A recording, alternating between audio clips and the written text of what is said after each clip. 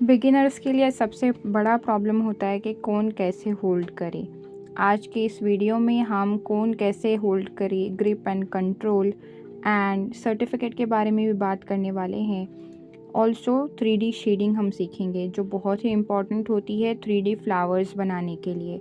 सबसे पहले हम कोन ग्रिप की बात करते हैं। ठीक है, मैं पर्सनली पेन की तरह पकड़ना बिलीव करती हूँ एंड मेरा कंट्रोल उससे बहुत अच्छा होता है। तो सबसे पहला जो तरीका रहेगा हम कोन पकड़ सकते हैं, हमको पेन की तरह पकड़ना है। जिस तरह हम नॉर्मल पेन लिखने के लिए यूज़ करते हैं उसी तरह आपको टिप से बहुत नज़दीक कोन को पकड़ना है और फिर उससे मेहंदी निकालनी है। ऑल्सो उसके टाइम पे आपको प्रेशर बहुत ज़्यादा इम्पॉर्टेंट होता है। जब भी हम मेहंदी कोन से बाहर निकालते हैं आपको प्रेशर ज़्यादा नहीं देना है। बहुत ज़्यादा प्रेशर दोगे तो आपकी फिनिशिंग सही नहीं आएगी और बहुत ज़्यादा मेहंदी बहेगी। वैसे नहीं करना है हमको। प्रेशर हमने हमेशा कम यूज़ करना है एंड फिर उससे मेहंदी बाहर निकालनी है। ठीक है, सेकंड तरीका जो रहेगा हमको मिडल में पकड़ना है कोन को एंड वो आप थंब से पकड़ सकते हो और आप थंब से प्रेशर दे सकते हो। तो अगेन अगर आपको ये कंफर्टेबल लग रहा है आपने इस तरह पकड़ना है, मुझे ज़्यादा ये कंफर्टेबल नहीं लगता तो मैं वैसे नहीं पकड़ती, लेकिन आप ये सेकंड वे है हमारा मिडल से पकड़ सकते हैं।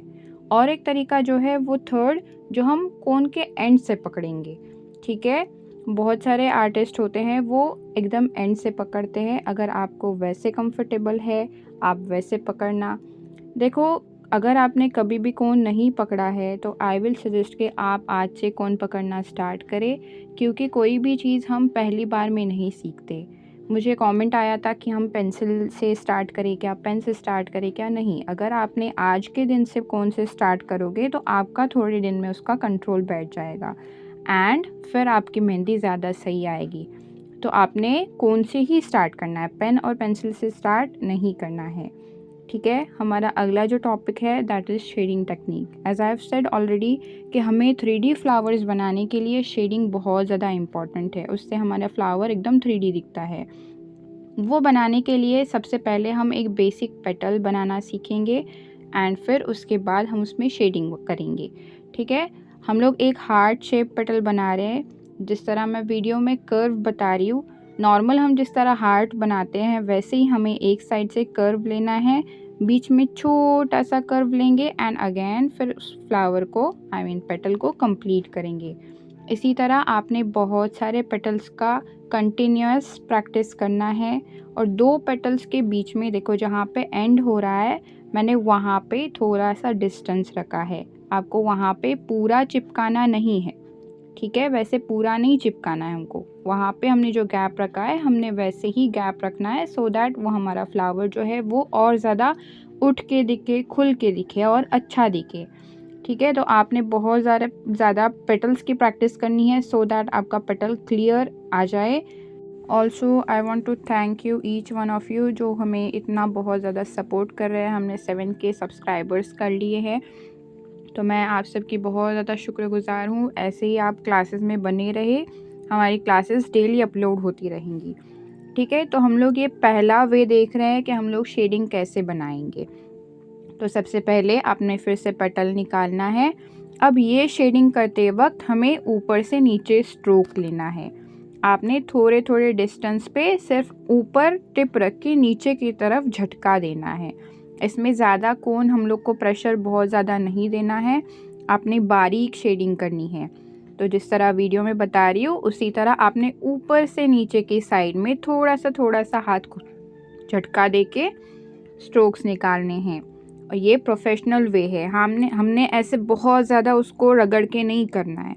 एक एक सिंगल स्ट्रोक से हम ये शेडिंग करेंगे। ज़्यादा प्रेशर भी नहीं देना है कि जिससे बहुत ज़्यादा मेहंदी आए और फिर वो हमारे स्ट्रोक्स जो है वो बहुत ज़्यादा मेसी लगे। वैसे नहीं करना है, आपने बारीक बारीक शेडिंग करनी है। इसको हम डाउनवर्ड शेडिंग बोलेंगे। ठीक है, अब जिस तरह हमने डाउनवर्ड शेडिंग की उसी तरह, यानी ऊपर से नीचे की साइड में हमने शेडिंग की, उसी तरह नेक्स्ट शेडिंग जो हम करेंगे वो नीचे से ऊपर की साइड में करेंगे। जो 3D फ्लावर्स होते हैं उसमें हम हर साइड से शेडिंग करना सीखेंगे। तो फिर से आपने पेटल निकालना है एंड अब इस पेटल में हम नीचे से ऊपर की तरह शेडिंग करेंगे। एग्जैक्टली आपने जिस तरह ऊपर किया है उसी तरह रिवर्स साइड में करेंगे। अब नीचे से ऊपर की साइड में एक एक सिंपल स्ट्रोक देना है। यहाँ पे इस पॉइंट पे आपका स्पीड मैटर नहीं करता। शेडिंग करते वक्त आपने स्लो कंट्रोल में शेडिंग करनी है। अगर आप स्पीड से करने जाओगे तो आपकी फिनिशिंग बिल्कुल भी सही नहीं आएगा। एज अ प्रोफेशनल आर्टिस्ट आपको हमेशा अपने फिनिशिंग पे ज़्यादा ध्यान देना है देन स्पीड। ओके, स्पीड आपकी आहिस्ता आहिस्ता बढ़ती जाती है, लेकिन फिनिशिंग अगर आप स्टार्ट से उस पर ध्यान दोगे तो वो और टाइम के साथ बेटर होती जाएगी। ठीक है, ऐसे बिल्कुल नहीं करना है, मेसी शेडिंग बिल्कुल नहीं करना है, अपने क्लीन स्ट्रोक में शेडिंग करनी है। नेक्स्ट हम जो शेडिंग देखेंगे अभी वो बोथ साइड शेडिंग देखेंगे। अभी जिस तरह हमने ऊपर से नीचे और नीचे से ऊपर शेडिंग सीखी है वही हम नेक्स्ट पेटल में अप्लाई करेंगे और उसमें दोनों साइड से शेडिंग करेंगे। अगेन जिस तरह हमने ऊपर से नीचे लिया है शेडिंग, हम वही सेम चीज़ फॉलो करेंगे, एक एक स्ट्रोक लेंगे और क्लीन शेडिंग करेंगे। मैं बार बार आपको यही चीज़ ज़्यादा हाईलाइट करा रही हूँ बिकॉज शेडिंग अगर आपकी सही नहीं आएगी तो आपका फ्लावर बिल्कुल भी अच्छा नहीं दिखेगा। तो आपने बहुत ज़्यादा इसको फोकस से करना है। नीचे से अभी उसी तरह छोटे छोटे स्ट्रोक्स लेंगे। अब जब दो साइड से हम शेडिंग कर रहे हैं ना, उस टाइम पे हम लोग को एक साइड की शेडिंग बड़ी रखनी है, स्ट्रोक बड़ा रखना है और दूसरे साइड का छोटा रखना है। ऑल्सो आप देख सकते हो दो शेडिंग के बीच में थोड़ी सी लाइन हमें डिस्टेंस की दिख रही है, राइट। तो आपने वो थोड़ा सा डिस्टेंस भी रखना है सो दैट वो पूरा मर्ज ना दिखे। ठीक है, इवन दो हम दोनों साइड से शेडिंग कर रहे हैं लेकिन हमको पूरा मर्ज नहीं दिखाना है उसको। ऑल्सो जिस तरह मैंने बताया आपको प्रेशर ज़्यादा नहीं लेना है। अगर आप प्रेशर ज़्यादा लोगे तो वो इस तरह ज़्यादा डार्क लाइन आएगी। शेडिंग का मतलब ही यही होता है कि आप वो क्लीन लाइट कलर में शेड करें। ओके, तो आपने इन चीज़ों का फिर से बहुत ज़्यादा ध्यान रखना है।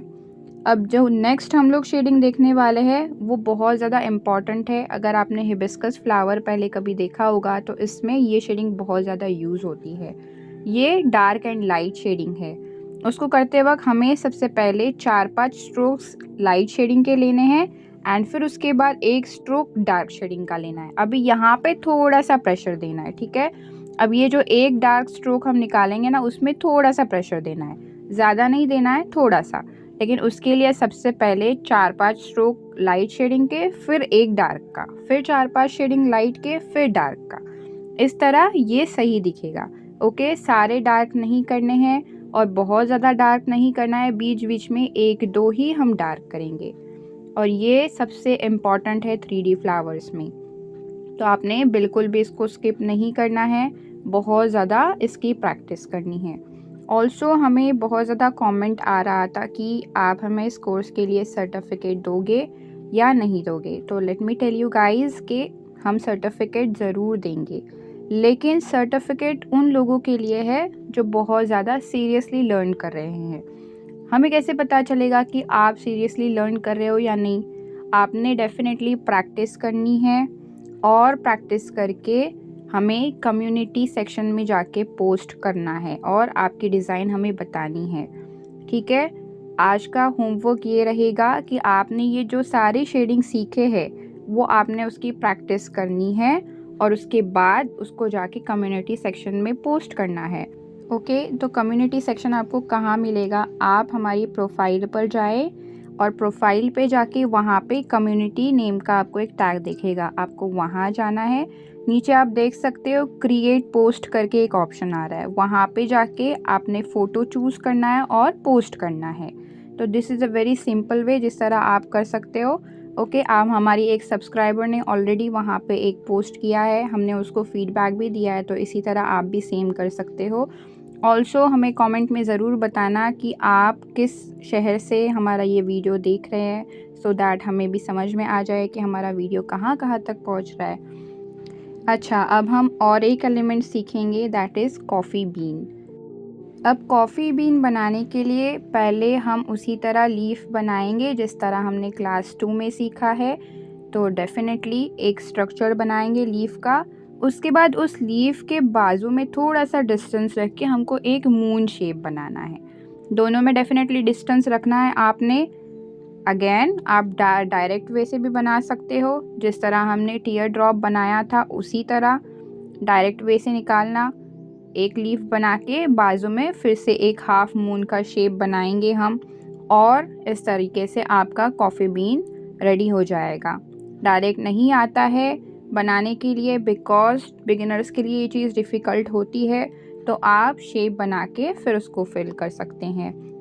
लेकिन आई विल सजेस्ट कि आप डायरेक्टली बनाना स्टार्ट कर दें, सो दैट आपको आहिस्ता आहिस्ता उसके ऊपर कंट्रोल आ जाए। तो आज के वीडियो में हमने देखा कि कोन किस तरह हम होल्ड करेंगे, उसी तरह हमने शेडिंग टेक्निक्स देखी, कॉफ़ी बीन सीखा। तो अगर आपको वीडियो हेल्पफुल लगी तो ज़रूर लाइक शेयर सब्सक्राइब करें और हमारे क्लासेस में बने रहे। मिलते हैं अगली क्लास में।